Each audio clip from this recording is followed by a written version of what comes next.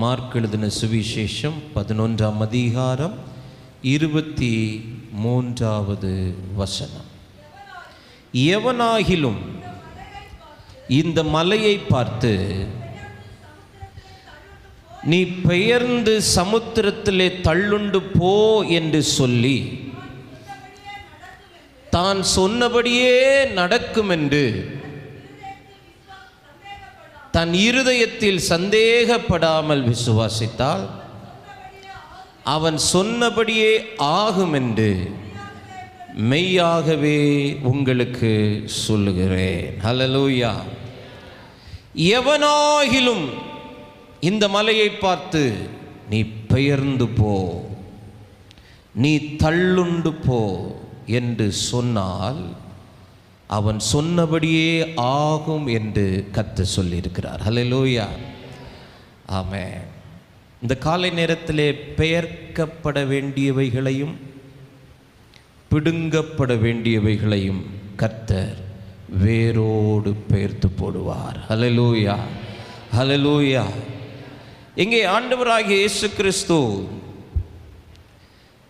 சொல்லக்கூடிய வார்த்தையை விசுவாசத்துக்கு ஆதாரமாய் அவருடைய விசுவாசம் பெருகிறதற்கு ஏதுவாக ஆண்டவர் சொல்லுகிறார், எவனாகிலும் எவனாகிலும் எவளாகிலும், இவர்கள்தான், இவன்தான், இவள்தான் என்று குறிப்பிட்டு அங்கே சொல்லப்படவில்லை. எவனாகிலும், எந்த யூதனாகிலும், எந்த கிரேக்கனாகிலும், எந்த ஊழியக்காரன், எந்த ஊழியக்காரி அப்படின்லாம் குறிப்பிட்டு சொல்லப்படாமல் எவனாகிலும். ஆமென். அப்படின்னா இங்கே இருக்கிற ஒரு சின்ன பிள்ளை முதல் கொண்டு வயதான தாய் தகப்பன் வரைக்கும் யாராகிலும் இந்த மலையை பார்த்து பெயர்ந்து போ என்று சொன்னால் அது பெயர்ந்து போகும். ஹல்லேலூயா, ஹல்லேலூயா. இன்றைக்கு இந்த நாள் மலைகள் பெயர்க்கப்படுகிற நாள். ஆமென். நம்முடைய வாழ்க்கைக்கு குறுக்கே இருக்கிற சில மலைகளை கர்த்தர் நம்மை கொண்டு, உங்களை கொண்டு பெயர்க்கிற ஒரு நல்ல நாளுக்குள்ளாக நாம் வந்திருக்கிறோம். ஆமென், ஹல்லேலூயா. இப்போ ஆண்டவர் சொல்றாரு, இந்த மலையை பார்த்து பெயர்ந்து போ அப்படின்னு சொன்னா என்ன செஞ்சிடும்? அது பெயர்ந்து போயிடும். இப்போ நமக்கு என்ன தெரியணும்? எது மலைன்னு தெரியும். we have to know our mountains. நமக்கு முன்னாடி இருக்கிற மலைகள் எது அப்படிங்கிறது தெரியாம நம்ம சும்மா போய் பெயர்ந்து போன்னு சொல்ல முடியாது. இந்த காலை நேரத்தில் வேகமாய் சில காரியங்களை முன்வைக்க விரும்புகிறேன். நாம் பெயர்க்க வேண்டிய மலைகள், நீங்கள் பெயர்க்க வேண்டிய மலைகள், ஒவ்வொரு தேவ பிள்ளையும் பெயர்க்க வேண்டிய மலைகள். ஆமென், ஹல்லேலூயா. இன்றைக்கு நமக்கு முன்பாக இருக்கிற மலைகள் நம்முடைய கண்களுக்கு அது பெரிதாக இருக்கிறது. நான் கீழே நின்று கொண்டு மலையை பார்த்தால் அது என் பார்வைக்கு மிகவும் பெரிதாக இருக்கிறது. எனக்கு முன்பாக இருக்கிற மலை மிகவும் பெரிதாக இருக்கிறது. நான் தாண்ட முடியாத அளவுக்கு பெரியதாக என்னுடைய கண்களுக்கு தோன்றுகிறது. ஆமென். நான் கீழே நின்று பார்க்கும்போது அதே மலையை ஒருவன் ஹெலிகாப்டர்லையோ ஏரோப்ளேன்லையோ போய் பறந்து கொண்டு பார்க்கும்போது அந்த மலை எப்படி தெரிகிறது? எப்படி தெரிகிறது? சின்னதாய் தெரிகிறது. அப்படியானால் இந்த காலை நேரத்தில் நீ அபிஷேகத்தில் உயர உயர உயர, ஜெபத்தில் உயர உயர உயர, விசுவாசத்தில் உயர உயர உயர, பரிசுத்தத்தில் உயர உயர உயர, ஆவிக்குரிய வாழ்க்கையில் உயர உயர உயர, உன் கண்ணுக்கு முன்பாக இருக்கிற பெரிய மலைகள் எல்லாம் இன்னைக்கு சிறியதாய் மாறி போகும். எளிதாய் அதை பெயர்த்து போட ஆண்டவர் நமக்கு கிருபை தருவார். ஹல்லேலூயா. ஒரு தேவனுடைய பிள்ளை பெயர்க்க வேண்டிய மலைகள், தங்களுடைய வாழ்க்கையிலிருந்து, தங்கள் குடும்பத்திலிருந்து, தங்களுடைய பிள்ளைகளுடைய ஜீவியங்களிலிருந்து பெயர்த்து போட வேண்டிய மலைகள் கண்டிப்பாக அவர்கள் பெயர்த்து போட்டே ஆக வேண்டும். ஆமென். இந்த மலைகள் அவருடைய வாழ்க்கையில் இருந்தால் அவர்களுடைய முன்னேற்றத்தை அது தடுக்கும். அவருடைய வாழ்க்கையினுடைய அடுத்த கட்ட நகர்வுக்கு நேராக இது கொண்டு போகாது. அப்படிப்பட்ட சில மலைகளை உங்களுக்கு முன்பாக வைக்க விரும்புகிறேன். நாம் பெயர்க்க வேண்டிய முதல் மலை, ஆமென், எதிர்மறை எண்ணங்கள், நெகட்டிவ் தாட்ஸ். எதிர்மறை எண்ணங்கள். நேர்மறையான எண்ணங்கள் தேவனிடத்தில் இருந்து வருகிறது, எதிர்மறை எண்ணங்கள் பிசாசிடத்திலிருந்து வருகிறது. ஆமென். தேவ ஜனமே, நம்முடைய முன்னேற்றத்தை தடுக்கிற, நம்முடைய வளர்ச்சியை தடுக்கிற, நம்முடைய வாழ்க்கையின் அடுத்த கட்டத்துக்கு நேராய் நகர விடாதபடிக்கு தடுக்கிற முதல் மலை என்ன தெரியுமா? எதிர்மறையான எண்ணங்கள். எதிர்மறையான எண்ணங்கள். எதிர்மறை எண்ணங்கள் என்றால் என்ன? ஆண்டவர் ஒரு காரியத்தை சொல்லி இருக்கும்போது, ஆண்டவர் ஒரு வாக்குத்தத்தத்தை தந்திருக்கும் போது, ஆண்டவர் இப்படி செய்வேன் என்று சொல்லி இருக்கும்போது அதற்கு எதிரான எண்ணங்கள் நமக்குள் வறுமையானால் அதுவே எதிர்மறை எண்ணங்கள். பிசாசினுடைய பிரதானமான திட்டம் நமக்குள்ளால எதிர்மறை எண்ணங்களை கொண்டு வந்து தேவ திட்டத்துக்கு மாறான எண்ணங்கள், தேவனுடைய வாக்குத்தத்தங்களுக்கு மாறான எண்ணங்கள், தேவனுடைய சித்தத்துக்கு மாறான எண்ணங்களை நமக்குள் கொண்டு வந்து, அவ்வளவுதான், இது முடியாது, இது நடக்காது, இது வாய்க்காது, இது செய்வதற்கு அரிதான காரியம், இனி இந்த காரியத்தை தாண்டுவதற்கு முடியாது, இனி இந்த காரியத்தை கட்டியெழுப்பதற்கு முடியாது, அவ்வளவுதான் என்று சொல்லி வாயை திறந்தாலே எதிர்மறையான வார்த்தைகளை பேசி பேசி பேசி பேசி இன்றைக்கு நீங்களே உங்களுக்கு முன்பாக ஒரு பெரிய மலையை உருவாக்கி வைத்திருக்கிறீர்கள். இந்த மலை தேவனால் உண்டானது அல்ல. இன்றைக்கு நீங்கள் சந்திக்கிற தடைகள் தேவனால் உண்டானது அல்ல. இன்றைக்கு நீங்கள் சந்திக்கிற தடைகள் பிசாசினால் உண்டானதல்ல. இன்றைக்கு அநேகருடைய வாழ்க்கையினுடைய முன்னேற்றத்துக்கு தடையாக இருக்கிற மலைகள் நீங்களே உண்டாக்கினது, நமக்கு நாமே உண்டாக்கி கொண்ட மலைகள். நம்முடைய வாய் திறந்து பேசுகிற வார்த்தைகள் எல்லாம் எதிர்மறையான வார்த்தைகளாகவே இருக்கிறது. ரட்சிக்கப்பட வாய்ப்பில்லை. ஆமேன். ஆமேன். வாழ்வாதாரம் ஆசீர்வதிக்கப்பட வாய்ப்பில்லை, உயர்த்தப்பட வாய்ப்பில்லை, கட்டப்பட வாய்ப்பில்லை, பெற்றுக்கொள்ள வாய்ப்பில்லை, இந்த காரியத்தை நிறைவேற்ற வாய்ப்பில்லை. எப்படி கஷ்டம்தான், எப்படியும் ஆமேன், ரொம்ப கடினமான பாதை வழியாகத்தான் நாம் போக வேண்டியிருக்குது. இப்படி நமக்கு நாமே சொல்லிக்கொண்ட எண்ணிக்கொண்ட எதிர்மறை எண்ணங்கள் எல்லாம் இன்றைக்கு அநேகருடைய வாழ்க்கையிலே மலை போல வந்து நின்று உங்க முன்னேற்றத்தை தடுக்கிறது. இந்த பரிசுத்த ஆராதனையிலே தேவ ஆவியானவர் சபைக்கு சொல்லுகிற காரியம், அப்படி நீங்களே கட்டி எழுப்பின அப்படிப்பட்ட மலைகளை தேவ ஆவியினுடைய துணையோடு கூட இந்த பகல் வேளை பெயர்த்து போடுங்கள். இந்த பகல் வேளை பெயர்த்து போடுங்கள். ஹல்லேலூயா. அது இருக்கிறது வரைக்கும் உங்க முன்னேற்றத்தை தடுக்கும். அது இருக்கிறது வரைக்கும் உங்க முன்னேற்றத்தை என்ன செய்யும்? தடுக்கும். எதிர்மறை எண்ணங்கள். ஒரு பாசிட்டிவான அப்ரோச்சே கிடையாது, பாசிட்டிவான வார்த்தையே கிடையாது. எந்த ஒரு காரியத்தை பேசினாலும் அதற்கு உடனே பிரதியுத்தரம் எதிர்மறையாகத்தான் வரும். இந்த காரியத்தை செய்வோமா? தேவையில்லை, செய்ய வேணாம். இந்த ஒரு காரியத்தை பண்ணலான்னு இருக்கிறோம், இல்லை வேணாம், பண்ண வேண்டாம், அதில் ஜெயம் வராது. எந்த ஒரு காரியத்தை முன்வைத்தாலும், எந்த ஒரு செயல் திட்டத்தை முன்வைத்தாலும், எந்த ஒரு காரியத்தை குடும்பத்திலேயோ பிள்ளைகளுடைய வாழ்க்கைக்கோ திருச்சபைக்கோ தேசத்துக்கோ ஆமென் தேச நலனுக்கோ இப்படி எந்த ஒரு நல்ல காரியங்களை எடுத்து முன்வைக்கும் போது அதற்கு எதிரான எண்ணங்கள் வருகிறது என்றால் அது மலையாக நமக்கு முன்பாக உருவாகிறது. அதை எளிதிலே கண்டுபிடித்து ஆரம்பத்திலே அதை அழித்து போடாவிட்டால் ஒரு காலத்தில் நாம் அதை பெயர்க்க முடியாத அளவுக்கு ஒரு பெரும் மலையாக நமக்கு முன்பாக வந்து நின்று தேவன் நமக்கு வைத்திருக்கிற நன்மைகளை ஆசீர்வாதங்களை பார்க்க முடியாதபடிக்கு, முன்னேற முடியாதபடிக்கு, வாக்குத்தத்த எல்லைகளுக்குள் நம்மளை பிரவேசிக்க விடாதபடிக்கு நாம் உருவாக்கின மலையை நம்மை தடுக்கும். இது பிசாசு உண்டாக்கின மலை அல்ல. இந்த மலை நமக்கு நாமே உண்டாக்கி கொண்ட மலை. என் பிள்ளை திருந்த வாய்ப்பில்லை, என் புருஷன் திருந்த வாய்ப்பில்லை, என் குடும்பம் ஆசீர்வதிக்கப்பட வாய்ப்பில்லை, எனக்கு சுகமாகறக்கு இனி கூடாத காரியம், இனி என்னுடைய வாழ்க்கையெல்லாம் கட்டப்படுவதற்கு முடியாது, இனி நான் ஒரு வீடை கட்டி எங்கே பாலை காய்ச்சி எங்கே நான் நல்லா இருக்க போகிறேன், இப்படி நமக்கு நாமே பேசின எதிர்மறை எண்ணங்கள் இன்றைக்கு மலை போல வந்து நமக்கு முன்னாடி நிற்குது. முன்னேற முடியல, அடுத்த கட்டத்துக்குள்ள கால் வைக்க முடியல. இந்த பகல் வேளை பரிசுத்த ஆவியானவர் இந்த நடத்தில் வந்திருக்கிற ஒவ்வொருவரோடு கூட, இந்த நேரலில் இணைந்திருக்கிற ஒவ்வொரு தேவ பிள்ளைகளோடு கூட சொல்லுகிற காரியம், இன்னைக்கு இந்த மலை பெயர்க்கப்பட்டு போகும். இன்றைக்கு இந்த மலை பெயர்க்கப்பட்டு போகும். ஒருவேளை அறியாமையினால ஆமென், நீ ஒருவேளை எதிர்மறை ஆமென் வார்த்தைகளை சொல்லி உனக்கு முன்பாக உன் குடும்பத்துக்கு முன்பாக ஒரு மலையை உருவாக்கி இருந்தால், இன்றைக்கு கர்த்தருடைய ஆவியினாலே பெரிய பர்வதமே நீ எம்மாத்திரம் தேவதாசனுக்கு முன்பாக நீ சமபூமி ஆவா என்று சொல்லி நாம் அந்த மலையை பெயர்க்க போகிறோம். அல்லேலூயா. பக்கத்தில் கையை பிடிச்சு சொல்லுங்க, நீங்க உண்டாக்கின மலையை நீங்க தான் பெயர்க்கணும். ஆமென். இது மனுஷர்கள் உண்டாக்கினதல்ல, இது சத்துரு உண்டாக்கினதல்ல. இதுக்காக நம்ம பிசாசை குற்றம் சாட்ட முடியாது, மனுஷர்களை காரணம் காட்ட முடியாது. இது எனக்கு நானே உண்டாக்கி கொண்ட மலை. நானே எதிர்மறையான கருத்துக்களை சொல்லி சொல்லி சொல்லி சொல்லி சொல்லி சொல்லி இன்னைக்கு எனக்கு முன்னாடி அது மலை போல வந்து நிற்குது. எனக்கு அந்த பக்கத்தில் இருக்கிற நன்மையை பார்க்க முடியல, அந்த பக்கத்தில் இருக்கிற கானானை பார்க்க முடியல, அந்த பக்கத்தில் இருக்கிற வாக்குத்தத்தத்தை பார்க்க முடியல. ஏன்னா நான் பேசின வார்த்தைகள் எனக்கு முன்பாக மலை போல வந்து நிற்குது. இன்னைக்கு நீ அந்த மலையை பார்த்து பெயர்ந்து சமுத்திரத்தில் தள்ளுண்டு போ என்று சொல்ல, அந்த மலை இன்றைக்கு பெயர்ந்து சமுத்திரத்தில் போகும். ஆமென், ஹல்லேலூயா. இரண்டாவது நாம் பெயர்க்க வேண்டிய மலை, ஆமென், கில்ட்டி கான்சியன்ஸ், குற்ற உணர்வு. குற்ற உணர்வு என்ன உணர்வு? குற்ற உணர்வு. இந்த உலகத்தில் தப்பு செய்யாதவை எவனும் கிடையாது. இந்த உலகத்தில் ஆமென் தவறு செய்யாதவர்கள், தவறு இழைக்காதவர்கள், ஆமென் மனதில் கூட தவறு நினைச்சது கிடையாது அப்படின்னு யாராலும் சொல்ல முடியாது. ஆமென், எல்லாரும் மனிதர்கள், எல்லாரும் தவறு செய்கிறவர்கள். ஆனால் குற்ற உணர்வு என்பது பிசாசு கொண்டு வரக்கூடியது. குற்ற உணர்வு என்பது பிசாசு கொண்டு வரக்கூடியது.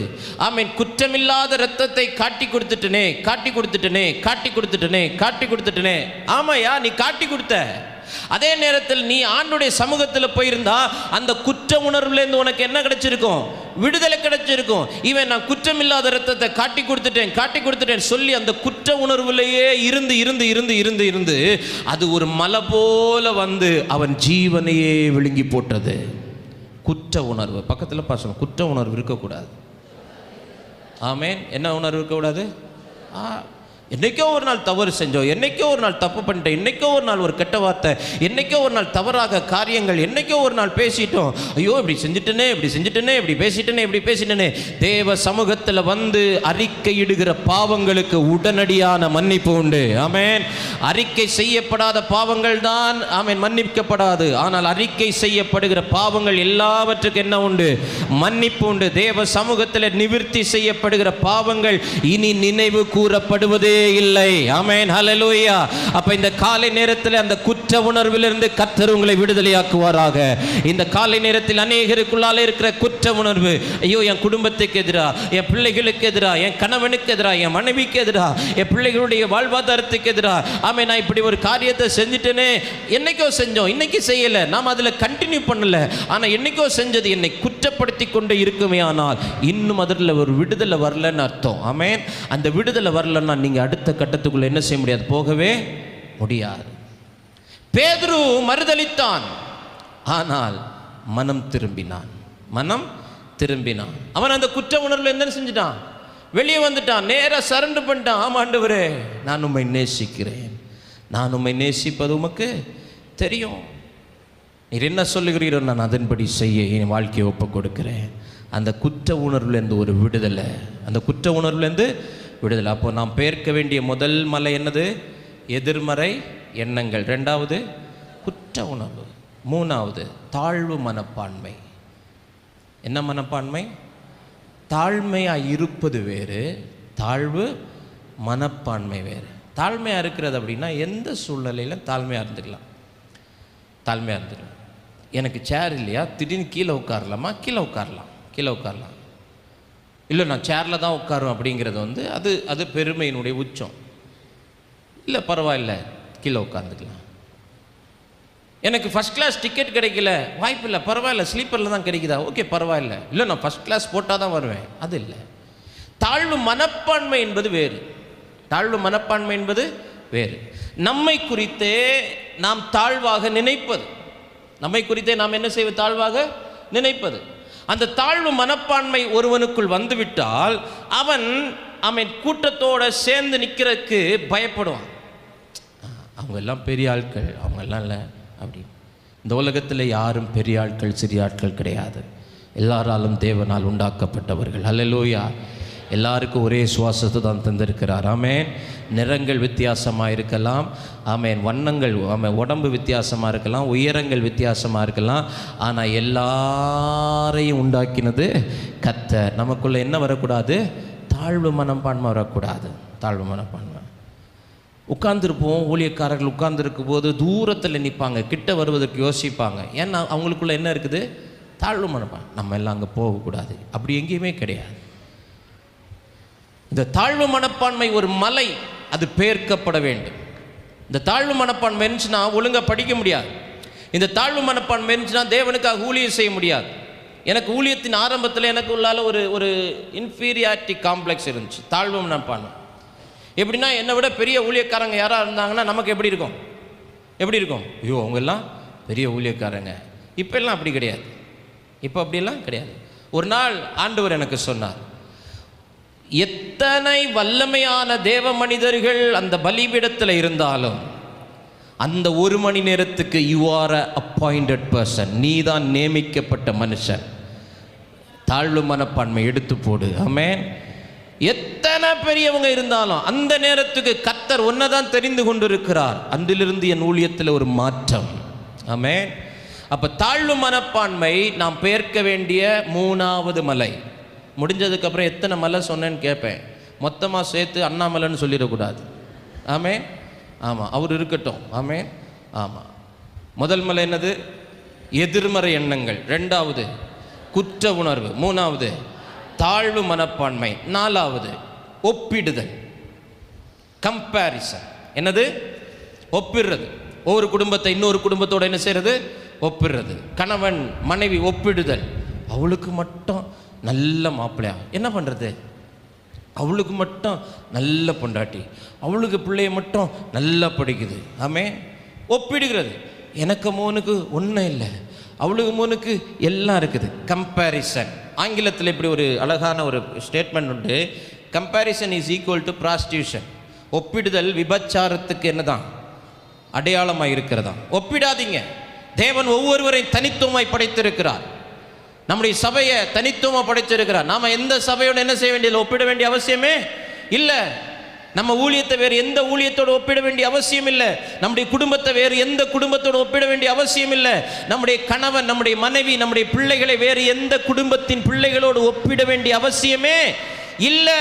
ஒப்பிடுதல் ஒரு மலை, நீ முன்னேற முடியாது. நீ கம்பேர் பண்ணிக்கிட்டே இருப்ப. நான் யூஸ் பண்ணுற ஃபோனு சாதாரணமான ஒரு ஃபோனு, ஆனால் என் கூட பழகிறவங்கள்ட்ட எல்லாருமே லட்சங்கள் செலவு பண்ண ஃபோன் வச்சுருக்கிறாங்க. ஒரு நாளும் என்கிட்ட இது இருக்குது அவங்கள்ட்ட இருக்குன்னு நான் என்ன செஞ்சதில்லை, கம்பேர் பண்ணதே இல்லை. கம்பேர் பண்ணால் என்னால் முன்னேறவே முடியாது. பிள்ளைங்களை படிப்பில் கம்பேர் பண்ணாதீங்க, பிள்ளைகளுடைய அழகில் கம்பேர் பண்ணாதீங்க, பிள்ளைகளுடைய வாழ்க்கையை கம்பேர் பண்ணாதீங்க. அவளுக்கு நல்ல வாழ்க்கை அமைஞ்சிருச்சு. கடந்த வாரம் ஒரு வீட்டுக்கு போயிருக்கிறேன். அந்த மகள் சொல்லுகிறா, என் மாமியார் சொல்கிறாங்க, உனக்கு என்ன, நீ கொட்டாரம் கட்டிட்ட. அவன் தான் கஷ்டப்படுறான். என்ன கஷ்டப்படுறான்? அந்த மாமியார்கள் சந்திக்கப்படுவார்களாக ஒருவேளை நேரலில் பார்த்து கொண்டிருந்தால். கம்பேர் பண்றது, அவன் கட்டிட்டான், அவன் பண்ணிட்டான், அதை பண்ணிட்டான். கம்பேரிசன், முன்னேற முடியாது. ஒப்பிடாதீங்க யாரோடையும். நீங்க தனித்துவமான பிறவி. உங்க பிள்ளை போல என் பிள்ளை இல்லை, உங்க குடும்பத்தை போல. உங்களுக்கு என்ன, உங்களுக்கு அழகான மாப்பிள்ளை அமைஞ்சிருக்காரு. உங்களுக்கு என்ன, உங்க மனைவி கொடுத்து வச்சவா. இதெல்லாம் சாபமான வார்த்தைகள். அதெல்லாம் கேன்சல் பண்றேன் இயேசுவின் நாமத்தில். ஆமென். உங்கள் குடும்பத்தை பற்றி, உங்கள் பிள்ளைங்களை பற்றி, உங்கள் மனைவியை பற்றி, உங்கள் கணவனை பற்றி, உங்கள் குடும்பத்தில் உள்ள பிள்ளைகளை பற்றி யாராயிலும் இப்படி சொன்னாங்கன்னா உடனே மனசுக்குள்ள இயேசுவின் நாமத்தில் இந்த பொல்லாத ஆவியை நான் கடிந்து அப்புறப்படுத்துகிறேன். அதெல்லாம் நமக்கு சாபமாக வரும். என்னம்மா வரும்? சாபம் வரும். எனக்கு முடியே இல்லை, உங்களுக்கு என்னது? நீள முடி அந்தாக்கில் போச்சு. நான் என்ன சொல்கிறேன், அப்படி சொல்கிறவங்களுக்கு டக்குன்னு கலத்தி கொடுத்துருங்க. டக்குன்னு என்ன செய்யுங்க, கலத்தி கொடுத்துருங்க. அப்படிப்பட்டவங்களுக்காகவே நீங்கள் 2-3 வாரம் விக்கு வச்சுட்டு வாங்க. என்ன வச்சுட்டு வாங்க? விக்கு வச்சுட்டு வாங்க. கீழே வரைக்கும், தொடக்க கீழே வரைக்கும் என்ன செய்யட்டும், இருக்கட்டும். அப்படி உங்களுக்கு மட்டும் என்ன யூஸ் பண்ணுறீங்க, உங்களுக்கு மட்டும். எனக்கு நான் என்ன தேய்ச்சாலும் தலையில் முடி நிற்கவே மாட்டேங்குது. அப்படியா அப்படின்னு சொல்லி டக்குன்னு என்ன செஞ்சுருங்க, கலத்தி அவங்கள்ட்ட கொடுத்துருங்க. கம்பேர் பண்ணாதீங்க. பக்கத்தில் பார்த்து சொல்லுங்க, யாரோடும் உங்களை ஒப்பிடாதீர்கள். யாரோடும் உங்களை என்ன செய்யாதீங்க? பக்கத்து வீட்டு பையனை பாரு, அவனை கிளாஸ் தானே படிக்கிறான், அவன் மட்டும் நல்ல மார்க் வாங்குறான், நீ இப்படி வாங்கியிருக்கிற. கம்பேர் பண்ணாதீங்க. அப்படி கம்பேர் பண்ண அவங்க முன்னேற்றத்தை தடுக்கிறது. அந்த முதல் 2 வருஷம் ரொம்ப நேரமாக பேசிட்டு இருக்கிறீங்க. இன்னொரு 10 நிமிஷத்தில் நான் பிரசங்கத்தை நிறுத்தி உங்கள் கையில் மைக் தருவேன், நீங்கள் பேசணும். சரிங்களா? ஆமே. முதல் மலை என்னது? எதிர்மறை எண்ணங்கள். 2வது குற்ற உணர்வு. 3வது தாழ்வுமன். 4வது ஒப்பிடுதல். 5 பலவீனம். 5 என்னது? பலவீனம். இது மலை. இது என்னது? மலை. இன்னைக்கு பெயர்க்கப்படணும். ஆமே. அது சரீர பலவீனமாக இருக்கலாம், ஆத்தும பலவீனமாக இருக்கலாம், ஆவிக்குரிய பலவீனமாக இருக்கலாம், ஸ்பிரிச்சுவல் வீக்னஸாக இருக்கலாம், இல்லைன்னா சோல் நம்முடைய உள்ளான மனுஷன் வீக்காக இருக்கலாம், இல்லை சரீரம் பலவீனமாக இருக்கலாம். அது நம்முடைய வாழ்க்கையில் என்னவாக இருக்குது? மலையாக இருக்குது. நான் செய்யணும்னு நினைக்கிறேன், ஓடணும்னு நினைக்கிறேன், நடக்கணும்னு நினைக்கிறேன், என்னால் என்ன செய்ய முடியல. அது மலை போல நிற்குது. அது இன்னைக்கு பெயர்க்கப்பட வேண்டும். ஆமென். அப்போ ஆறாவதுனா தரித்திரம். எழுதுறவங்க எழுதிக்கொள்ளுங்க. என்னது? தரித்திரம். தரித்திரம் ஒரு மலை. Poverty is a mountain. தரித்திரம், ஒரு குடும்பத்துக்குள்ள தரித்திரம் வந்துருச்சுன்னா அது மலை போல நின்று அவங்களுடைய வாழ்க்கையை முன்னேற்ற விடாது. ஏழையாக இருக்கிறது வேற, தரித்திரனாக இருக்கிறது வேற. ஏழையாக இருக்கிறது வேற, தரித்திரனாக இருக்கிற. புவர் வேற, பாவர்ட்டி வேற. ஏழையாக இருக்கிறான், பரவாயில்ல, அவங்களுக்கு ஏற்ற வருமானத்துக்கு ஏற்ற மாதிரி அவங்க வாழ்ந்துட்டு இருக்கிறாங்க. தரித்திரம் என்பது என்ன அப்படின்னா, வருமானம் வருது, எல்லா காரியங்கள் எல்லாம் இருக்குது, ஆனால் குடும்பத்துக்குள்ளால தரித்திரம். எதை செய்ய நினைச்சாலும் செய்ய முடியல. எந்த ஒரு காரியத்துக்கும் நாம் முன்னெடுக்குவதற்கான வாய்ப்புகள் இல்லை. ஒரு தரித்திர ஆவி அந்த கிரியை செய்யுது. இது மலை போல நின்று என் முன்னேற்றத்தை என்ன செய்து தடுக்குது. இந்த காலை நேரத்தில் என் முன்னேற்றத்தை தடுக்கிற எந்த மலையாயிருந்தாலும் அது பெயர்க்கப்பட வேண்டியது. ஆமென். 7வது மலை சந்தேகம், டவுட். என்னது? சந்தேகம். சந்தேகப்படுகிறவன் காற்றினால் அடிபடுகிற கடல் அலைக்கு ஒப்பாய் இருக்கிறான். அவன் ஆண்டவரிடத்திலிருந்து எதையாகிலும் பெற்றுக்கொள்ளலாம் என்று நினையாதிருப்பானாக. சந்தேகம், டவுட்டு. குடும்பத்தில் டவுட் இருக்கக்கூடாது. கணவனை குறித்து மனைவிக்கு என்ன இருக்கக்கூடாது? டவுட் இருக்கக்கூடாது. ராத்திரி 12 மணிக்கு கணவன் மனைவி தூங்கிட்டு இருக்கும்போது டக்குன்னு மனைவி எந்திரிச்சாலாம். எந்திரிச்சு நேராக கணவனுடைய விழாவு பக்கத்தில் தடவிக்கிட்டே இருந்தாலாம். விழாவு பக்கத்தில் என்ன செஞ்சுட்டு இருந்தாலும் தடவிக்கிட்டே இருந்தாலும். பரவாயில்லையே, ஆமாம் காலையில் வலிக்குதுன்னு சொன்னேன், நடுராத்திரி 12 மணிக்கு தடவுறாளே நினச்சிட்டு கணவன் மெதுவாக எலும்பி என்னம்மா பண்ணுற? இல்லை, விழா எலும்பில் என்ன ஒன்று குறையுதான்னு பார்த்தேன். வர கொஞ்ச நாளாக உன் நடவடிக்கையில் சரியில்லை. ஆமாம், உன் நடவடிக்கை என்ன இல்லை? சரியில்லை. இது வரைக்கும் ஃபோனில் நீ லாக்கு போடல, இப்போ என்ன செஞ்சுருக்கிற? ஃபோனில் லாக்கு போட்டிருக்க. இது வரைக்கும் நீ நேரத்தோட ஆஃபீஸ் முடிஞ்சோன்னே வந்துடுவேன், இப்போ கொஞ்சம் நேரம் என்ன செய்யுது? லேட் ஆகுது. அதனால எனக்கு என்ன வந்துருச்சு? சந்தேகம் வந்துருச்சு. அதனால எதை தடவி பார்த்தாலாம்? ஏன்னா ஒரு விழா எலும்பு பக்கத்தில் படுத்திருக்கிற, இன்னொரு விழா எலும்பு எங்கே இருக்குதா இல்லையாங்கிறத என்ன செஞ்சாலாம்? ஆமாம், பெரிய MBBS டாக்டர். சந்தேகம் குடும்பத்தை சீரழிச்சிரும், உன் முன்னேற்றத்தை தடுத்துரும். சந்தேகத்தை எடுத்து போடும். அது ஒரு மலை. சந்தேகம்ங்கிறது என்னது? மலை. சந்தேகப்படாதீங்க. தோமா என்ன செஞ்சான்? சந்தேகப்பட்டதுனால ஆண்டவருடைய அந்த பிரத்யட்சமான தரிசனம் லேட் ஆச்சுது. கிடைச்சிச்சு, ஆனால் லேட் ஆச்சு. இன்றைக்கி நம்முடைய வாழ்க்கையில் நிறைய நன்மைகள் நம்ம சுதந்திரிக்க முடியல. அநேக நன்மைகள் நமக்குள்ள வராதபடிக்கு தடையாக இருக்கிறது. இந்த சந்தேகம் என்கிற மலை இது பெயர்க்கப்பட வேண்டும். ஆமென். அப்போ ஆண்டவர் இன்னைக்கு சொல்றார், எவனாகிலும் இந்த மலையை பார்த்து பெயர்ந்து சமுத்திரத்தில் தள்ளுண்டு போ என்று சொல்லி நான் சொன்னபடியே நடக்கும் என்று தன் இருதயத்தில் சந்தேகப்படாமல் விசுவாசித்தால் என்ன செய்யணும்? சந்தேகப்படாமல் விசுவாசிக்கணும்.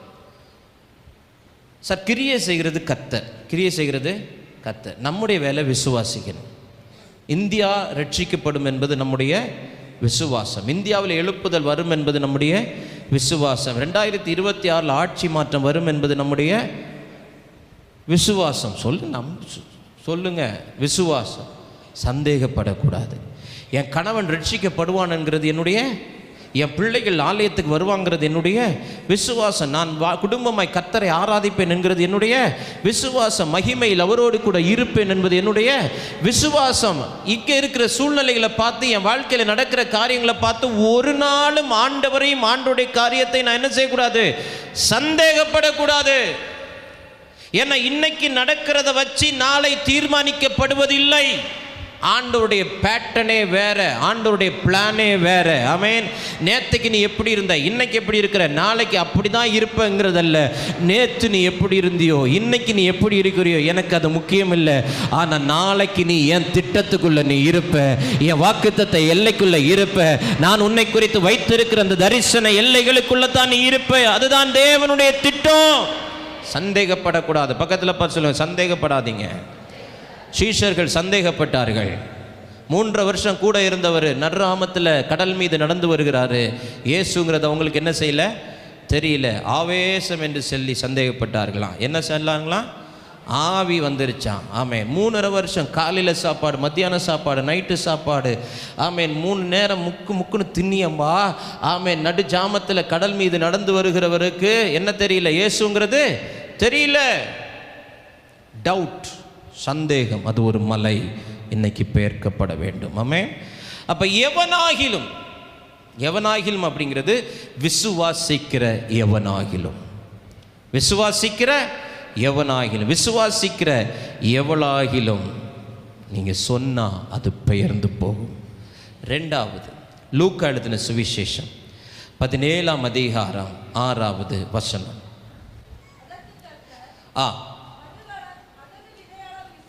கடுகு விதையளவுள்ள விசுவாசம்.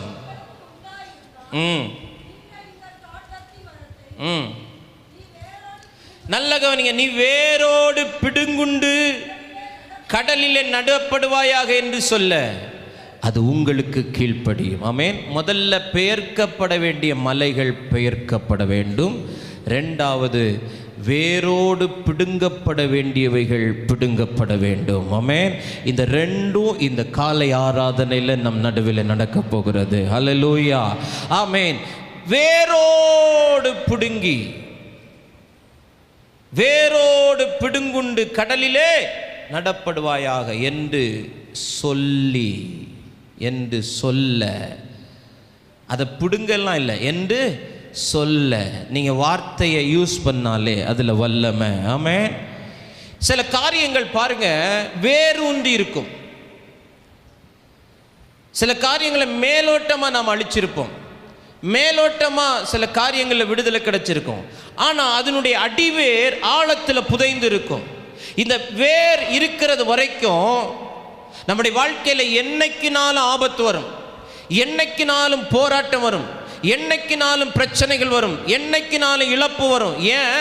நாம மேலோட்டமா தான் கிளியர் பண்ணியிருக்கிறோம், வேரோடு என்ன செய்யல? பிடுங்கல. ஒரு காலியான நிலப்பரப்பு, புல் வளர்ந்திருக்கிறது, மருந்தடிக்கிறவரை அழைத்து மருந்தடிக்கிறோம். மருந்தடிக்கிறவர் சொல்லுகிறார், சார் இது ரொம்ப வீரியம் உள்ள மருந்து, இது அடிச்சாச்சுன்னா ஒரு புல் பூண்டு கூட என்ன செய்யாது?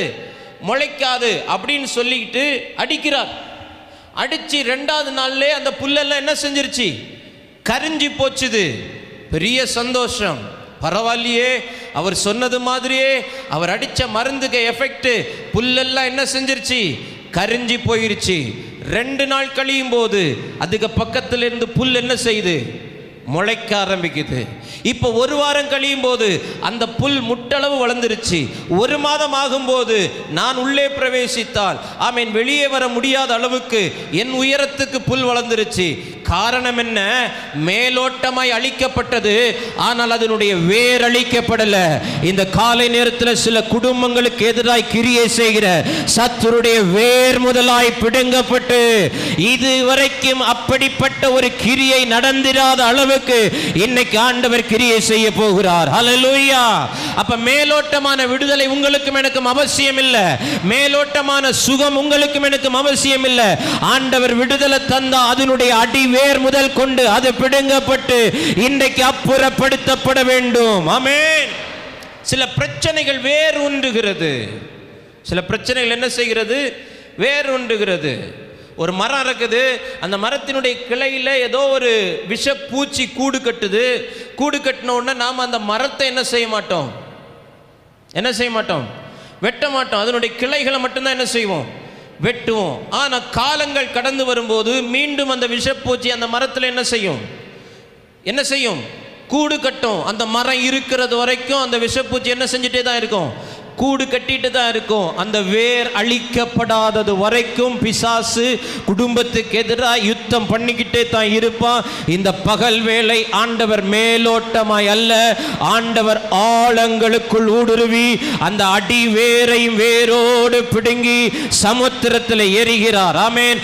இப்படி பார்க்கும்போது இப்படி நான் சொல்ல விரும்புகிறேன், சத்துருவம் குடும்பத்தில் கிரியை செய்ததற்கான ஒரு அடையாளமே இல்லாத அளவுக்கு ஆண்டவர் அற்புத கரம் இன்றைக்கு செயல்பட போகிறது. ஆண்டவருடைய அற்புத கரம் செயல்பட போகிறது.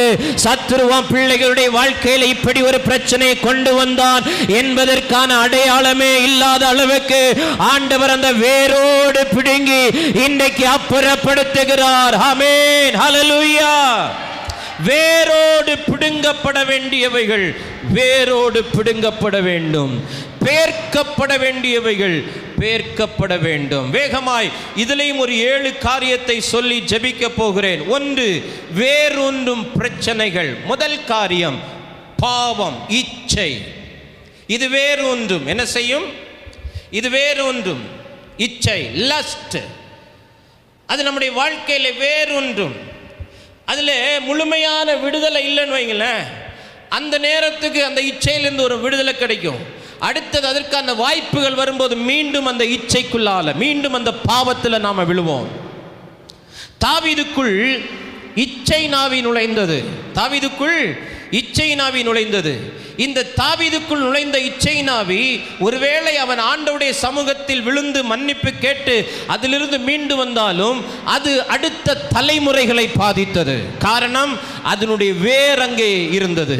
அந்த இச்சை அவனுடைய இரத்தத்தோடு கலந்தபடியினால் அவனுடைய அடுத்த தலைமுறைக்கும் அந்த இச்சை கடந்து போகிறது. பாவம் அது வேரூன்றும் வல்லமை உள்ளது. இன்றைக்கு நான் பாவம் செய்து விட்டேன், நான் ஆண்டவருடைய சமூகத்தில் ஒப்புரவாகி விட்டேன்.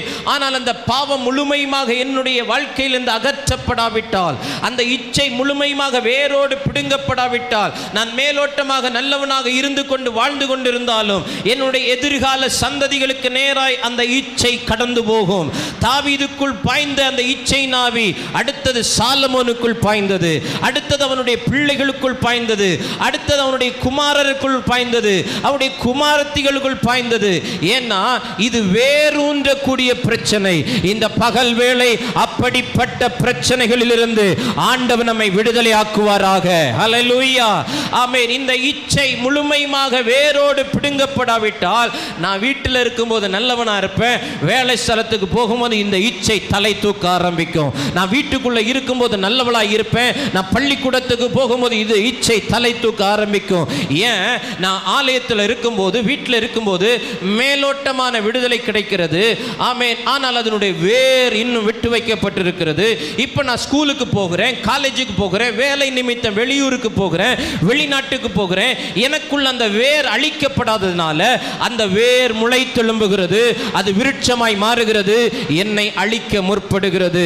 இன்னைக்கு ஆண்டவர் சொல்லுகிறார், உங்க குடும்பத்தை, உங்க பிள்ளைகளை, உங்க கணவனை, உங்க மனைவியை, ஆமென், சில பிரச்சனைகள் அவங்க வாழ்க்கையில் வேரூன்றி இருக்குமே, ஆனால் அந்த வேரூன்றி இருக்கிற பிரச்சனைகளை வேரோடு பிடுங்கி ஆண்டவர் எறிவதற்கு இன்னைக்கு கிருபை உள்ளவராய் இருக்கிறார். ஆமென், ஹல்லேலூயா.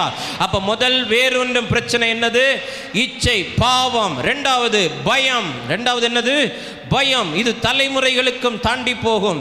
ஆமென். பாருங்க, தகப்பன் பயந்த சோபம் உள்ளவனா இருப்பான், தாய் பயந்த சோபம் உள்ளவளா இருப்பா. அந்த பயந்த சோபம் யாருக்கும் பாய்ந்து வரும் தெரியுமா? பிள்ளைகளுக்கும் பாய்ந்து வரும். ஆமென். நம்ம உலகத்தில் சொல்லும், தகப்பன் பயந்தது போலயே என்ன செய்யறான்? பயப்படுறான். ஆமென். தாய் பயந்தது போல என்ன செய்யறான்? பயப்படுறான். இந்த பயம் அவனுக்குள் இருந்து வந்ததல்ல, இது முற்பிதாக்களுக்குள் இருந்து வந்தது. இது வேரூன்றி இருக்கிறது. பயம் என்ன செஞ்சிருக்கிறது? வேரூன்றி இருக்கிறது. லோத்து பயந்தான். லோத்தினுடைய பயம் அவன் 2 குமாரத்திகளுக்குள் வந்தது. பயம் வந்தது. பயம் வந்தது. பயம் வேரூன்றக்கூடியது. பயம் என்பது வேரூன்றக்கூடியது. அது வேர் பற்றி அடுத்தடுத்த ஜென்ரேஷனுக்கு நேராக போகும். பயம், இன்னைக்கு பயத்தை எல்லாம் ஆண்டவர் வேரோடு பிடுங்க போகிறார். ஆமென். 1 பாவம், 2 பயம், 3 வியாதி. மலையில் சொன்னேன் பலவீனம். பலவீனம் வேற, வியாதி வேற. பலவீனம் வேற, வியாதி வேற. வேரூன்று வியாதி, கேன்சர், இது வேரூன்றக்கூடியது. உடம்புல இருக்கிறதே தெரியாது, அது முத்துனதுக்கப்புறம் தான் என்ன செய்யும் தெரியும். வியாதிகள், வேரூன்றக்கூடிய வியாதிகள், ஆஸ்மா வேரூன்றக்கூடிய வியாதி. ஆமென். இதெல்லாம் தலைமுறைகளாக தாண்டி வரக்கூடிய வியாதி. சில ஸ்கின் ப்ராப்ளம் இதெல்லாம் தலைமுறைகளாய் தாண்டி வரக்கூடிய வியாதிகள். ஆமென். இது கூட என்னதான் வேரூன்றி இருக்கிறது. அப்போ எங்கள் அப்பாவுக்கு அந்த வியாதியிலேருந்து சுகம் கிடைச்சிச்சே. ஆமாம், அஃப்கோர்ஸ் சுகம் கிடைச்சது உண்மைதான். ஆனால் அதனுடைய வேர் அங்கே இருந்ததுனால டாக்டர்கிட்ட போன டாக்டர் சொல்கிறாரு, இது ஜென்ரேஷனல் வியாதி, இது ஹெரிடிட்ரி சம்பந்தமாக, இது ஜெனட்டிக் டிசீஸ். உங்கள் குடும்பத்தில் யாருக்காவது இருக்குதா? உங்கள் குடும்பத்தில் யாருக்காவது ஹார்ட் அட்டாக் வந்திருக்குதா? ஹார்ட் அட்டாக் கூட genetics. Sugar, pressure, genetics, hereditary, தலைமுறை தாண்டி வரக்கூடியது. ஹார்ட் அட்டாக் தலைமுறை தாண்டி வரும், கேன்சர் தலைமுறை தாண்டி வரும், சுகர், ப்ரெஷர் தலைமுறை தாண்டி வரும், இழுப்பு, ஆஸ்மா தலைமுறை தாண்டி வரும். ஆமென். இன்றைக்கு கர்த்தர் அந்த தலைமுறை சாபங்களை உடைப்பார். அல்லேலூயா. வேரோடு பிடுங்குவார். அது 3-4 தலைமுறை வரைக்கும் தான். ஆனால் தேவனுடைய இரக்கம் 1000 தலைமுறை வரைக்கும் உண்டு. ஆமென். ஹல்லேலூயா, ஹல்லேலூயா. அப்போ வியாதிகள் வேரூன்றக்கூடியது. வியாதிகள் என்ன செய்யுது? வேறொன்றுது, ஆழங்களுக்குள்ளே போயிடுது. அப்போது நீங்கள் கேன்சர் வந்துருச்சு அப்படின்னா கீமோதெரப்பி கொடுக்குறாங்க. அவன் தெரப்பி கொடுக்கும்போது என்ன செய்கிறாங்க? அந்த குறிப்பிட்ட பகுதிக்கு என்ன செய்யறாங்க? ரேடியேஷனை கொடுக்குறாங்க. அந்த குறிப்பிட்ட பகுதி என்ன செய்யப்படுகிறது? அழிக்கப்படுகிறது. ஆனால் சில மாதங்கள் கழித்து மீண்டும் அந்த கேன்சர் செல் என்ன செய்யுது? உற்பத்தி ஆகுது. ஏன்? அதனுடைய வேர் அழிக்கப்படலை. அதனுடைய வேர் எங்கேருந்து வருதுன்னு தெரியல. வேறுண்டக்கூடிய வியாதிகள். சுகருக்கு மாத்திரை எடுக்கிறீங்க, நீங்கள் வருஷங்களாக மாத்திரை எடுக்கிறீங்க, மாத்திரையினுடைய அளவு கூடிக்கிட்டே இருக்குது, சுகருடைய அளவு கூடிக்கிட்டே இருக்குது. ப்ரெஷருக்கு மாத்திரை எடுக்கிறீங்க, ப்ரெஷருக்கு ஆரம்பத்தில் எடுத்த மாத்திரை சின்ன மாத்திரை எடுத்தீங்க, சின்ன எம்ஜி தான் எடுத்தீங்க. இப்போ ப்ரெஷருடைய மாத்திரையினுடைய அளவு அதிகரிக்கிறது, ப்ரெஷர் குறைஞ்ச பாடில்லை. இதெல்லாம் தலைமுறைகளாய் தொடர்ந்து வேரூன்றி இருக்கிற வியாதிகள். இந்த தலைமுறைகளாய் தொடர்ந்து வேரூன்றி இருக்கிறதை வேரோடு பிடுங்கி அப்புறப்படுத்தணும். ஆமென். இனி என் குடும்பத்தில் இப்படி ஒரு வியாதி வரக்கூடாது. எனக்கு வந்தது சரி, என் சந்ததிகள் அது தொடக்கூடாது, என் பிள்ளைகள் அது தொடக்கூடாது, அடுத்த தலைமுறைகளுக்குள்ள அது போகக்கூடாது. ஆமென். அடுத்த தலைமுறைகளுக்குள்ள இந்த வியாதிகள் போகக்கூடாது. 1 பாவம், 2 பயம், 3 வியாதி, 4 சாபம். 4 சாபம் வேரூன்றக்கூடியது. போன வாரம் இந்த குளச்சல் பகுதி, ரீதாபுரம் பகுதியில் ஒற்றப்பனவிளை அப்படிங்கிற ஒரு இடத்துல 3 நாட்கள் ஊழியத்துக்கு போயிருந்தேன். கடைசி நாட்கள் ஊழியம் முடித்ததுக்கப்புறம் என்னை ஒரு குடும்பத்துக்கு ஜெபிக்கும்படி அழைத்து கொண்டு போனார்கள். 21 வயது வாலிப தம்பி, 2 கால்களும் செயலிழந்து உட்கார்ந்திருக்கிறான் கடந்த 1 ஆண்டு காலமாக. அவர்கள் கடல் தொழில் செய்கிறவர்கள், பெரும் பணக்காரர்கள். அந்த வீட்டை பார்த்தாலே எனக்கு தெரிஞ்சிச்சு அவங்க பெரிய கோடீஸ்வரர்கள். ஆனால் 21 வயசு வாலிபன் கடந்த 1 ஆண்டு காலமாக 2 கால்களும் செயல்படாமல் முடங்கி போயிருக்கிறான். அவங்க பார்க்காத மருத்துவர்கள் இல்லை, பார்க்காத மருத்துவ முறைகள் இல்லை, என்ன வியாதி என்பதை கண்டுகொள்ள முடியல. ஜெபிக்க சொன்னாங்க. நான் முழங்கால் போயிட்டு அந்த 2 முட்டு பகுதியில் கைகளை வச்சு ஜெபம் பண்ணேன். ஆண்டவர் வெளிப்படுத்தின அந்த காரியங்கள் அந்த தாயிடத்தில் சொன்னேன். அவங்க எல்லாத்துக்கும் மண்டே ஆட்டினாங்க. அதெல்லாம் சரி பண்ணுங்க, இது சரியாகும். தலைமுறைகளாய் தொடர்ந்து வந்த காரியம் சாபமாக 21 வயசு வாலிபன் கல்லூரி படிப்பை பாதியிலே முடித்துவிட்டு அவன் வீட்டில் உட்கார்ந்து இருக்கிறான். முகத்தை பார்த்தாலே தெரியுது அவன் டிப்ரெஸ் ஆகியிருக்கிறான். குடும்பத்தில் மற்றவர்கள் எல்லாம் மருத்துவம் படிக்கிறார்கள், இவன் முடங்கி போயிருக்கிறான். அவன் பேர் சதீஷ். நான் ஜெபம் பண்ண 2 கையை அவன் கண்ணில் வச்சுட்டு மாங்குன்னு அழுதான். அவ்வளோ வேதனைக்குள்ளே இருக்கிறான். தன்னுடைய கடமையை கூட நிறைவேற்ற முடியாத அளவுக்கு அவன் கால்கள் செயலிழந்திருக்கிறது. கால்கள் சூம்பியெல்லாம் இல்லை, கால் அவ்வளோ ஃப்ரெஷ் காலாக இருக்குது. எலும்பின்னா பார்க்கறதுக்கு நார்மல் காலாக இருக்குது. ஆனால் அந்த 2 கால்களும் செயல்படாமல் இருக்கிறது. 2 கால்களும் செயல்படாமல் இருக்கிறது. தலைமுறை சாபங்கள். இது வேரூன்றி இருக்கிற பிரச்சனை. இது எளிதிலே பிடுங்கி போட முடியாது. அது தேவனுடைய துணையோடு கூட தான் பிடுங்கி போட முடியும். இந்த காலை நேரத்திலே முற்பிதாக்கள் மூலமாய், தகப்பன் வழி, தாய் வழி, ஆமென், முன்னோர்கள் வாயிலாக உன்னுடைய சந்ததிகளுக்குள் வந்திருக்கிற இந்த சாபங்களை இன்றைக்கு தேவ துணையோடு கூட நீ வேரோடு பிடுங்கி எறிவதற்கு ஆண்டவர் இன்றைக்கு நமக்கு வல்லமை தர அவர் இன்றைக்கு கிருபை உள்ளவராயிருக்கிறார். ஆமென், அல்லேலூயா. ஆமா, ஒரு வீடு, அந்த வீட்டுக்கு முன்னாடி ரத்தம் தெளிக்கப்பட்டிருக்கிறத பார்த்துருக்குறாங்க. இப்போ அந்த வீட்டுக்குள்ள உட்கார அவங்களுக்கு மனசு இல்லை. அந்த வீட்டை விற்றுட்டு எங்கேயாவது போயிடலான்னு பார்க்குறாங்க. அவங்க கதையை விசாரித்தா, எங்களுடைய முற்பிதாக்கள் இப்படி பிசாசுகளுக்கு கொடுத்து வாழ்ந்திருக்கிறார்கள், எங்கள் முற்பிதாக்களுடைய காரியங்கள் இப்படி தான் இருக்கிறது, அது ஏது மறியாத இந்த சந்ததி சாபத்தை அனுபவித்து கொண்டிருக்கிறது. ஆனால் கிருபை ஆண்டவர் நமக்கு நல்ல வார்த்தையை கொடுத்திருக்கிறார். நீ அதை வேரோடு பிடுங்கி போ என்று சொன்னால் அது வேரோடு பிடுங்கப்பட்டு சமுத்திரத்திலே தள்ளுண்டு போகும். ஆமென், ஹல்லேலூயா.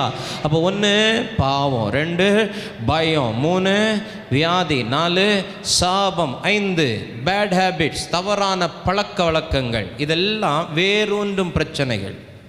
தவறான பழக்க வழக்கம், தவறான பழக்க வழக்கங்கள்.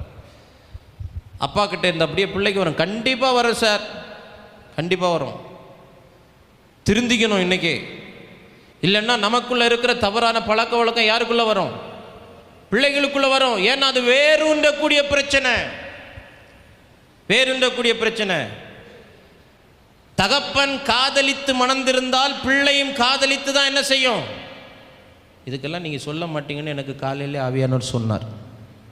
நீ சில பாயிண்ட் எல்லாம் சொல்லும்போது சபையே மௌனமாக இருக்கும், கண்டுக்காத, நான் சொன்னதை மட்டும் சொல்லிட்டு போயிட்டே இரு. பாதிக்கப்படும். ஏன்னா அது வேரூன்றி இருக்கிறது.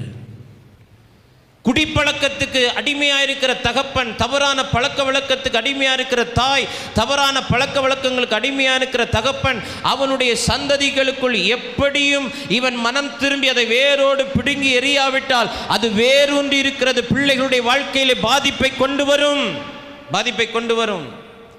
Bad habits. இன்னைக்கு சங்கீத பகுதியில் 3 வயசு பையனுக்கு கோபம் எப்படி வந்துச்சு? யார் கோபத்தை கற்றுக் கொடுத்தா சொல்லுங்க? குணாதிசயங்கள் எப்படி வந்துச்சு? அப்பாவை பார்த்து, பிள்ளையை பார்த்து, அம்மாவை பார்த்து, இல்லைன்னா முற்பிதாக்கள் யாருடைய கேரக்டர் அந்த பேட் ஹேபிட்ஸ் வருது? தாத்தாயை போலையே பண்ணுறான், பாட்டியை போலையே பேசுகிறான், அவளாம் இப்படி தான் சொல்கிறோம்ல. ஏன் தெரியுமா? அது வேரோடு பிடுங்கப்படலை. அதெல்லாம் வேரோடு பிடுங்கப்படலை. முற்பிதாக்களுடைய தவறான பழக்க வழக்கங்களை சுமப்பதற்கு நாம் அழைக்கப்படவில்லை. முற்பிதாக்களுடைய தவறான பழக்க வழக்கங்களில் சிக்குண்டு சேதமடைவதற்கு நம்முடைய சந்ததிகளை தேவன் நமக்கு தரவில்லை. இன்றைக்கு அப்படிப்பட்ட தவறான பழக்க வழக்கங்கள் இருக்குமேயானால், வேறொன்று இருக்குமேயானால், இரத்தத்தோடு கலந்திருக்குமேயானால், ஆழங்களில் புதையுண்டு இருக்குமேயானால், அன்றைக்கு இஸ்ரவேல் பாளையத்துக்குள்ளால, ஆமென், ஆகான் என்கிற வீட்டுக்குள்ளால், அவனுடைய வீட்டுக்குள்ளால புதைந்திருந்த அந்த ஆகாதவைகளை வேரோடு எடுத்து அகற்றி சுட்டரித்தது போல இந்த பகல் வேளை பரிசுத்த ஆவியானவர் இந்த சபை நடுவில் இருந்து, இங்கே இருக்கிற குடும்பங்களின் நடுவில் இருந்து, சகோதரர்கள் தகப்பன்மார் நடுவில் இருந்து சில காரியங்களை வேரோடு பிடுங்கி அப்புறப்படுத்த விரும்புகிறார். எதுக்கு தெரியுமா? உங்க எதிர்கால சந்ததி நல்லா இருக்கணுங்கிறதுக்காக. ஆமென். 1 பாவம், 2 பயம், 3 வியாதி, 4 சாபம், 5 தவறான பழக்க வழக்கம், 6 பிட்டர்னஸ் கசப்பு, 6வது என்னது? கசப்பு. இதெல்லாம் வேறொன்று வசனம் சொல்லுகிற கசப்பான வேர் முளைத்தெழும்பி. ஆமென். கசப்பு இது வேரூன்றிரும், வேரூன்றிரும். அதை வேரோட பிடுங்கி என்ன செய்யணும்? எரிஞ்சிடணும். கடைசியா 7வது கடன். என்னது? கடன், டெப்த், கடன். நம்ம கடன் பிரச்சனைன்னா சாதாரண நினைக்கிறோம், இல்லை, அது வேரூன்றக்கூடியது. அது வேறு. அப்பா கடன் வாங்கினதை புள்ள அடைச்சிக்கிட்டு இருக்கிறான், தாத்தா கடன் வாங்கினதை பேரை அடைச்சிட்டு இருக்கிறான். கேட்டா எங்கள் தாத்தா காலத்தில் கடன் வாங்கிட்டாங்க, அன்னைக்கு 3 லட்சமாக இருந்துச்சு, அதுக்கப்புறம் எங்கள் அப்பா காலத்தில் அது 30 லட்சமாக மாறிச்சு, இப்போ என் காலத்தில் அது 3 கோடியாக மாறி இருக்குது. கடன் பிரச்சனை அது வேரோடு பிடுங்கப்பட வேண்டியது. அதை நீங்கள் வளர விட்டீங்கன்னா அது ஒரு காலத்தில் பிடுங்க முடியாத அளவுக்கு மிகுந்த பெரிய பர்வதமாக உங்களுக்கு முன்பாக வந்து நிற்கும். நீங்க வாங்கின கடனை உங்க பிள்ளைங்க சம்பாரிச்சு அடைக்க வேண்டிய நிர்பந்தமான நிலைமை வரும். சார், நீ வாங்கின கடனை உன் பிள்ளை அடைச்சா உன் பிள்ளை எப்ப சார் வாழ்வான்? நீ உன் இஷ்டத்துக்கு கடனை வாங்கிட்டு இஷ்டத்துக்கு லட்சங்கள் கோடிகள்னு கடனை வாங்கிட்டா அடுத்த தலைமுறைகள் பிள்ளைகள் வந்து வாழ்வதற்காக அவர்கள் வாழ்வாதாரங்களுக்கு எங்க போவாங்க? கடன் அது வேரோடு பிடுங்கப்பட வேண்டியது. எங்க போனாலும் எந்த குடும்பத்தை பார்த்தாலும் கடன் பிரச்சனை, கடன் பிரச்சனை, கடன் பிரச்சனை அது வேரூன்றி இருக்கிறது. பரிசுத்த ஆவியானவர் இன்றைக்கு சபைக்கு சொல்லுகிறார், இன்றைக்கு நீ ஒரு தீர்மானம் எடுத்து தேவ சமூகத்தில் அந்த கடனை உன் குடும்பத்திலிருந்து வேரோடு பிடுங்கி அப்புறப்படுத்துவாயானால் இனி நீ கடன் வாங்காதிருப்பாய். ஆமென். அது மலச, அது கடன் ஏறிக்கிட்டே இருக்கும். ஒரு மாசம் வட்டி கட்டலைன்னா அந்த வட்டிக்கு குட்டி போடும். ஹோம் லோன் எடுக்கிறோம், கேட்ட உடனே தந்துடுறான், கட்டுறோம். 10 வருஷம், 15 வருஷம், 20 வருஷம், 25 வருஷம் கட்டிக்கிட்டே இருக்கணும். நீ நினைச்சதை சாப்பிட முடியாது, நினைச்ச ஆடைகளை உடுக்க முடியாது, பிள்ளைகளுக்கு தேவையான ஒரு ஆகாரத்தை வாங்கி கொடுக்க முடியாது. ஒரு 1000 ரூபாய் செலவு பண்ண நான் யோசிக்கணும். கடன் இருக்குதே, கடன் பிரச்சனை, பரவாயில்ல, பிள்ளைகளுக்கு வாங்கி கொடுத்துக்கலாம், அப்புறம் வாங்கி கொடுத்துக்கலாம். இது வேரூன்றுகிற பிரச்சனை. என்ன பிரச்சனை? வேரூன்றுகிற பிரச்சனை. என் புருஷன் கர்த்தருக்கு பயந்து நடந்தான் என்பதை நீர் அறிவீர். என் புருஷன் கடன் வாங்கிவிட்டு மரித்து விட்டான். இப்போ கடன் கொடுத்தவன் என் 2 பிள்ளைகளையும் தாண்டுது, தலைமுறை தாண்டுது. சார், கடன் வாங்குறவங்க எல்லாம் கேளுங்க, தலைமுறை தாண்டுது. இப்ப பையன் இரவு பகல உழைக்கிறான், உழைக்கிற பணம் ஃபுல்லா கடன் கடன் கடன். யார் கடன்றா? எங்க அப்பா வாங்கி வச்ச கடன், எங்க அக்காவை கட்டி கொடுத்த கடன். ஆனா பொம்பளை பிள்ளைகள்லாம் கொஞ்சம் விசித்திரம் தான். என்ன விசித்திரம்னு தெரியல. கிருபை பெருகட்டும். வரக்கூடிய மாப்பிள்ளை கடன் இருக்கக்கூடாதான். வரக்கூடிய மாப்பிள்ளைக்கு என்ன இருக்கக்கூடாதான்? வரக்கூடிய மாப்பிள்ளைக்கு என்ன இருக்கக்கூடாதான்? கடன் இருக்கக்கூடாதான். ஆனால் உன்னை கட்டி கொடுத்த தம்பிக்கோ அண்ணனுக்கோ என்ன இருக்கலாமா? அப்போ அவளுக்கு வாரவா என்ன நினைக்கலாம்? நல்ல எண்ணம் இல்லை. வாழ்க பல்லாண்டு, வாழ்க வாழ்க. அப்பா அம்மாவும் அப்படிதான் நினைக்கிறாங்க. என்ன நினைக்கிறாங்க? அந்த பையனுக்கு நிறைய கடன் இருக்குதான். ஓ, அப்போ உனக பயலுக்கு கடன் இல்லை. உனக்கு பயலுக்கு வரவளுக்கு இப்படி யோசித்தான்னா உனக்கு பயலுக்கு 45 வயசான இல்லை 55 வயசா 60வது கல்யாணம் தான் நடக்கும். ஏன் தெரியுமா? கடன். சும்மா பசங்கன்னு சொல்லிட்டு சும்மா எல்லா பாரத்தையும் பையன்மார் மேலே ஏற்றக்கூடாது. நான் சொல்கிறதுல ஏதாவது தப்பு இருக்கா? நியாயம் நான் கரெக்டாக பேசணும்னா சார்? நான் நியாயமாக பேசணும்னா மேடம்? ஏதாவது தப்பாக பேசிட்டேன்னா ஒரு மாதிரி பார்க்குறீங்க? நியாயம் தானே? இப்போ நீங்கள் உங்களுக்கு வரக்கூடிய பையனுக்கு என்ன இருக்கக்கூடாதுன்னு நினைக்கிறீங்க? கடன் இருக்கக்கூடாதுன்னு நினைக்கிறீங்க. உங்கள் அப்பா அம்மாவும் உங்களுக்கு வீட்டுக்கு வர்ற மருமகனுக்கு என்ன இருக்கக்கூடாதுன்னு நினைக்கிறாங்க?